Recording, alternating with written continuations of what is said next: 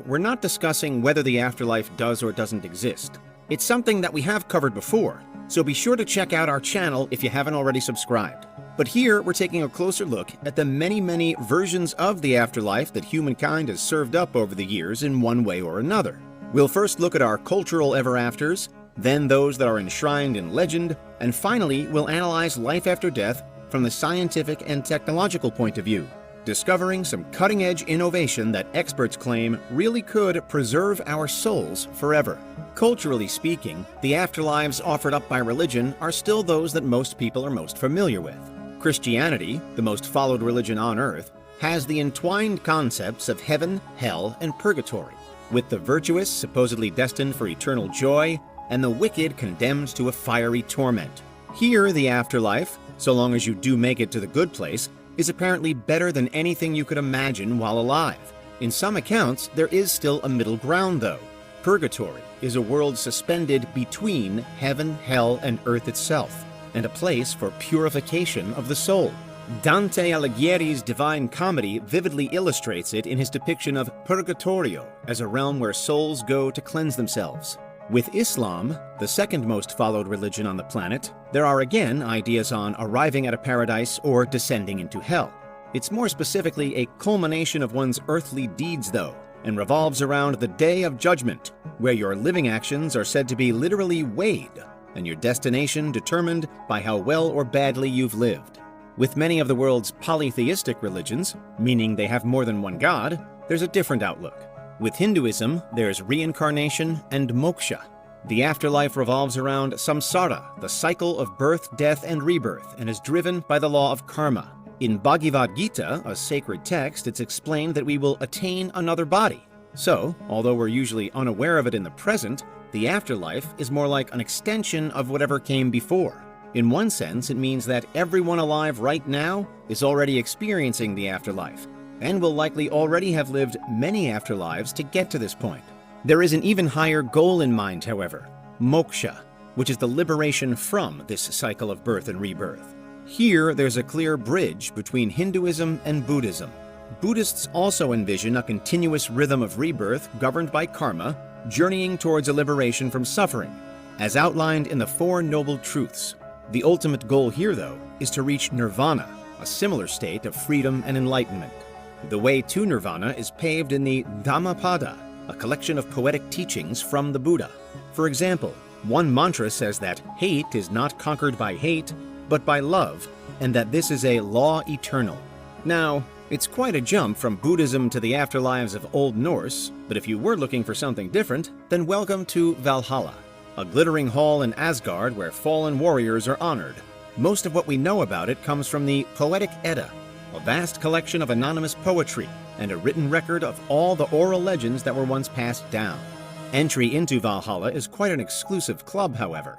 First, you have to have died heroically, and then you need to be chosen, with Norse heroes either ending up here or instead in Folkvangr, an alternative field for the slain. In Norse, if you didn't die a hero, then you're instead headed to hell, but descriptions differ as to exactly how bad this would be. In some tellings, hell is a dark and shivering place, slithering with snakes, and it's where all the worst people end up.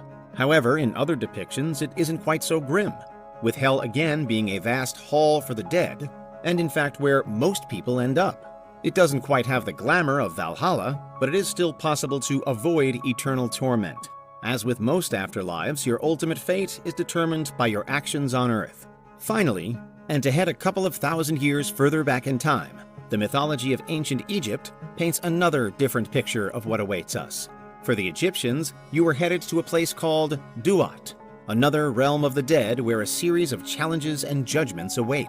Navigating Duat was no easy task, but if you were worthy, then it certainly was possible. And you could perhaps even hope to one day ascend to live alongside various gods, including Anubis, Horus, and Osiris, the undisputed Lord of the Dead. Similarly to some other systems, judgment played a crucial role, with the heart of the deceased being weighed against a feather. The heavier the heart, the more full of sin that person was said to be. However, if you were to fail this test, then you weren't sent to a bad place as in most other setups. Instead, you were more simply denied entry to Duat, expelled from the underworld, and effectively erased from existence. Any form of afterlife was totally taken away from you. Of course, with all of the above, there's a reliance on faith, on followers believing that their afterlife is the right one. But in the 20th and 21st centuries in particular, the shift towards science and empirical evidence has increasingly meant that faith might soon have nothing to do with it. First, the concept of digital immortality tantalizes modern technologists with the idea of preserving consciousness in a digital realm. Imagine a world where whole personalities, entire memories, and personal intellect are all encoded in algorithms, where the mind is mapped to the point that it can be reproduced again and again and again. For many, with the advent of everything from cloud computing to virtual reality, and with our ever-increasing understanding of DNA, genes, the human genome, and of how the brain works, this is where society is headed. Your life on file, ready to be picked out and loaded up whenever it's needed. The clearest link between this and the afterlives of religion is that those who populate both will have done away with their physical bodies. There are some ideas that a digital consciousness could go on to inhabit an artificial body, and therefore remain on Earth to some degree, but the focus is still very much on your essence rather than your physical being, what some might call your soul. As such, and imagining a time when the tech is possible, there are clearly many ethical questions to consider. But perhaps the biggest potential quandaries surround control and privacy. With a digital afterlife, there is no God, but there is whoever uploads you, a higher being who would still exist as if on a higher plane. If you'd rather not submit to being translated into data bits, then perhaps there's something to be said for quantum immortality instead. This is a still much debated concept, originally based on Hugh Everett's influential many worlds interpretation of reality. Many worlds imagines that whenever there is the potential for two outcomes in anything, then both of those outcomes do take place and reality splits to accommodate them. At the extreme end of the scale, however, some have taken this to mean that at the moment of death, there's always an alternative where you don't die. And so in this way, at least one version of you is destined to live forever.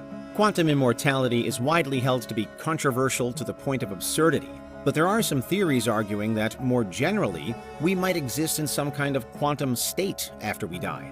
Here, the debate inevitably bleeds over into the mind-body problem, with those on either side attempting to decipher where consciousness ultimately resides. Is it a product of the brain, or is it separate? And does the brain in fact work more like a consciousness pylon, receiving and transmitting consciousness for so long as it's alive? If that second one is true, then there are mounting suggestions that we could all essentially become interdimensional beings in the afterlife. That because we'd no longer be confined to just one body on one planet in one galaxy and in one universe, we might suddenly find ourselves, or our energy, flooded with the unfiltered true potential of the cosmos. Any attempt to then predict what will happen next is almost impossible because the options are so vast. For now, the one thing that is certain is that we don't yet know what awaits us. From the vivid realms of religious traditions to the speculative frontiers of digital and quantum immortality, there are plenty of potentials to choose from, but all are based on either faith or as yet undiscovered scientific breakthroughs. While the mystery of death remains, those are the different types of afterlife you should know about.